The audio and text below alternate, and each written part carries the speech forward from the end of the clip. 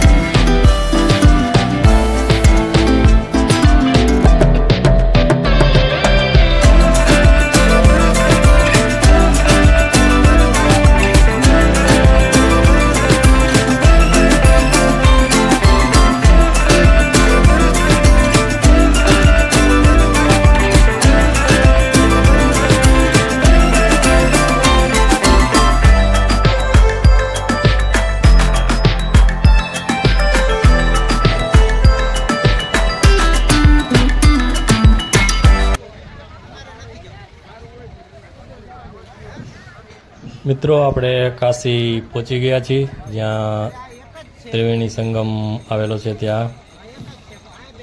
હવે આપણે અહીંયા ઘાટ ઉપર જઈ, અહીંયા આપણે અંદર દર્શન કરવા માટે જવા માટે એક હોડી બાંધી છે। આ બધા ગઈ ગયા હોડીમાં। એક વ્યક્તિનું 200 રૂપિયા ચાર્જ લે છે મિત્રો અહીંયા। તમે અહીંયા આવો તો એ વાતનું ખાસ ધ્યાન રાખવાનું કે ભાવ તો લગભગ તમારે ડબલ જ કહી દે છે, તમારે માથાકૂટ કરાવીને ઓછા કરવા પડે।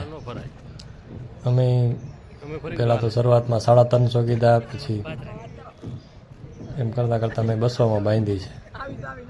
અમે લગભગ એક હોડીમાં 10થી 12 જણા બેઠા હતા। એવી અલગ અલગ 2-3 હોડી અમે બાંધી હતી, એટલે બધા અલગ અલગ ગ્રુપમાં ગોઠવાઈ ગયા। જો મિત્રો, આ છે મારી બીજી હોડી।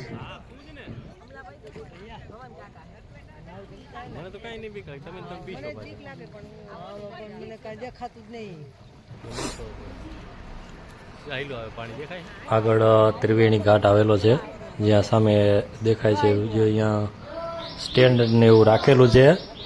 ત્યાંથી આપણે ઉતરીને બીજી સાઈડ આપણે અહીંયા નાવું હોય તો બધાને એવી વ્યવસ્થા કરેલી છે। અહીંયા એ લોકો 50 રૂપિયા જેવો ચાર્જ લે છે। અહીંયા ઓછા કરવા પડે તો 20-30 રૂપિયા માની જાય। ખાલી અહીંયા આપણી હોડીમાંથી ઉતરીને બીજી બાજુ સાઈડ આપણે ખાલી હાથ પગ અથવા તો નાવાનો ચાર્જ જ એટલો લે છે, બીજું તો કંઈ નહીં। કે અમે લોકો તો અહીંયા ઉતરા નહોતા, ત્યાંથી દર્શન કરીને સંગમ હતો તે સંગમ જોઈને પાછા આપણે પાછા આવી ગયા હતા.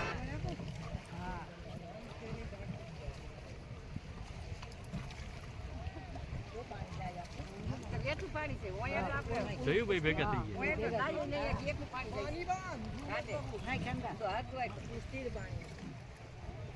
આમ પ્રવાસ એટલે ચડતું નથી. જો અલગ થઈ ગયા, જો પાણી દેખાય છે. લે આ લી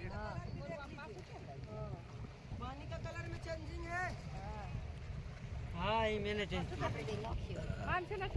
500 ना नहीं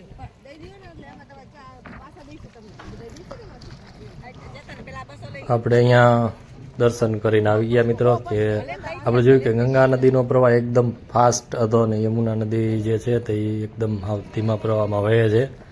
બંનેનું પાણી એકદમ આવા અલગ જ લાગે છે. એ એકદમ આપણે જોઈએ તો અને બેયનો પાણીનો તફાવત અલગ અલગ ચોખ્ખો દેખાતો હતો. હવે આપણે દર્શન અહીંયા કરીને આવી ગયા છીએ. હજી જમવાનું અહીંયા તૈયાર થઈ ગયું છે. આ છે અહીંયા આજુબાજુની બજાર છે. તો આપણે અહીંયા જમીન પછી આપણે કાશી વિશ્વનાથના દર્શન કરવા માટે જવાનું છે, જ્યાં આપણે આપણી ધર્મશાળા રાખેલી છે. ત્યાં રાત્રે રોકાણ કરશું. જો મિત્રો, આ છે રાજસ્થાનથી એક બસ આવી હતી, જો કે એક નથી પણ એ કોઈક રાજસ્થાનમાં જે ફેક્ટરીવાળા કંપનીવાળા માલિક હતા એની લગભગ 11-12 બસો આવેલી હતી. આ બધા રાજસ્થાનની લોકો છે તેનું લોકનૃત્ય કરી રહ્યા છે. અમારી બસના જો એક ભાઈ હતા એ ભેગા મોજ મસ્તી કરવા વયા ગયા.